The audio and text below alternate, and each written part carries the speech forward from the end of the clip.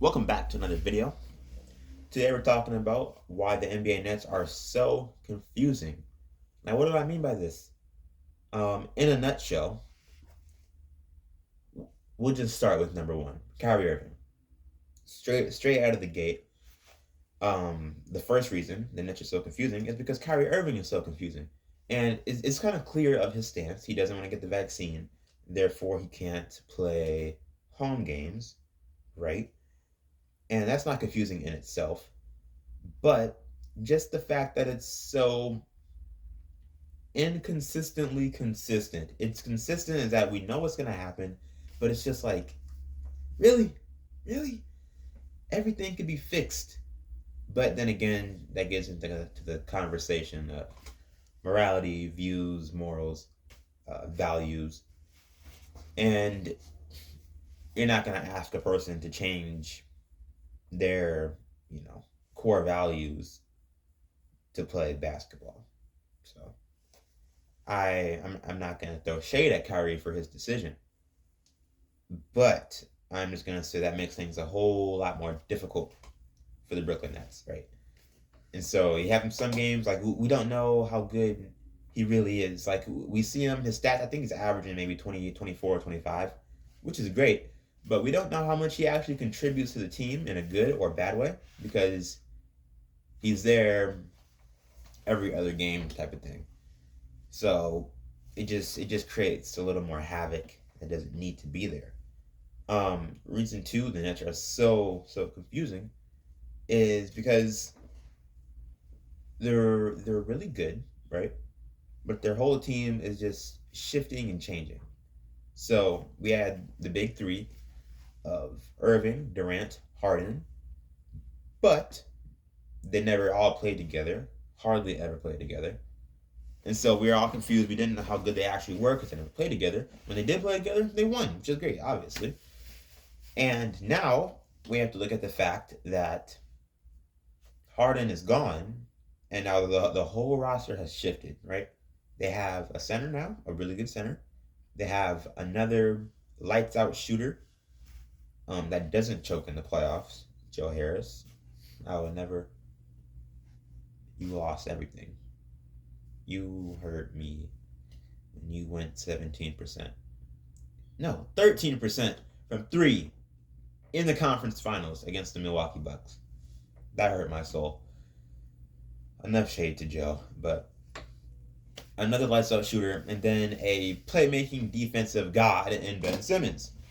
So you might say that's great, which it is great. It is great. They fill the role that they exactly needed, which was a center and a playmaker and defense. They got all of those. Plus, they added shooting with Seth Curry, one of the greatest shooters of all time statistically. Don't hate, okay? He's part of the Curry family. Dell, Steph, Seth, obviously. And so now we have to figure out, we have to see how good is this team. I don't know when Ben Simmons is going to start playing. I know whenever a trade happens with like stars, they always take a while. Like the trade went through, but like they haven't played together yet. Pretty weird. But I'm gonna assume that Ben Simmons wants to be there. It's a really good role for him. He's gonna be a third string player, not third string, but third leading scorer, like third option. That's what I'm looking for. He's gonna be the jeez, dude. Slow down your speech. He's going to be the third option on the Brooklyn Nets, which is a perfect role. You know why? Because he can't shoot, so he's gonna be playing in the interior as his scoring has been his whole career, and then he's gonna supply amazing playmaking for the Brooklyn Nets. He's gonna be that Draymond-esque player, right?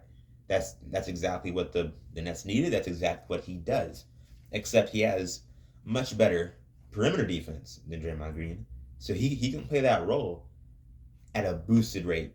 He has better perimeter defense than Draymond. This isn't a Draymond and Simmons comparison because overall Draymond's defense is better, but Simmons does have some more highlights that Draymond just doesn't have due to physicality. Like Ben Simmons is like 6 inches taller than him. Ben Simmons is 6'10", and Draymond it said 6'7", but it just recently came out that he's like 6'6", 6'5". So literally Klay Thompson's height. But Simmons is taller, so he can, but by default he's going to be kind of a better defender. If he actually plays defense, which he does.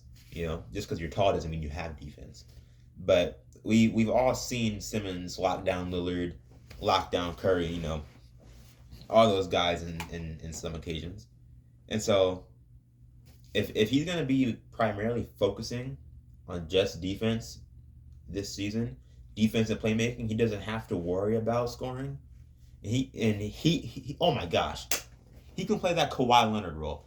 He can play that role on the Spurs. You see, Kawhi Leonard's defense was like out of this world on the Spurs, and now it's just really, really good. Like he's a great defender still. But the reason why his defense could be out of this world is because he put all his attention and focus on defense. He put all his attention and focus on stopping LeBron. Offense, we don't care about. Stop LeBron. That's what Kawhi's Leonard role was, and he did it swimmingly. I can't say to perfection because you can't really stop LeBron, can you? No. And so if Ben Simmons does that, because he can now. On the Sixers, you have Embiid as your main scorer, obviously. And then your only other option is going to be like Tobias Harris or Seth Curry. And Seth is a shot-creating three-point shooter. So at max, he's going to give you around 20. Tobias, really the same thing, around 20. And then Simmons can also put up around 20. But like I just said, he doesn't have to do that anymore. So his defense is going to be phenomenal. That's my prediction. And then his playmaking, phenomenal. The Nets have an actual playmaker now and an actual defender. What was this video called? Why the Nets are so confusing. And then I just started talking about the Nets, which I guess is the point of the video, actually. So scratch that. Yeah, good. Good. They get what they need. But we just have to see, relating back to the title, will this be enough? Will it be good enough? I think it is, but we have to actually see, Predictions never go how they're supposed to. That's just how life goes. Life throws crazy lemons at you, and you try to make lemonade. Sometimes you'll make lemonade without the sugar, and it just tastes bad. Sometimes you add too much sugar, like the big three. That was too much sugar. Didn't go well. Partially Kyrie, partially Harden playing like buns. But he probably did that on purpose so he could get traded because you could tell he didn't want to be there the last month or two. And he was allegedly wearing a fat suit again, which he did in Houston, which is absolutely crazy.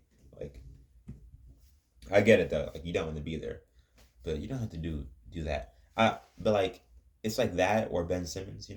Just don't play and get fined $1 million every day. Pretty much your choice. But yeah, we just have to wait and see, really. So subscribe. Sometimes I mumble, my words get mixed around. Subscribe, like the video, help a small channel out, and I'll see you guys in the next one. Goodbye. Have a good day.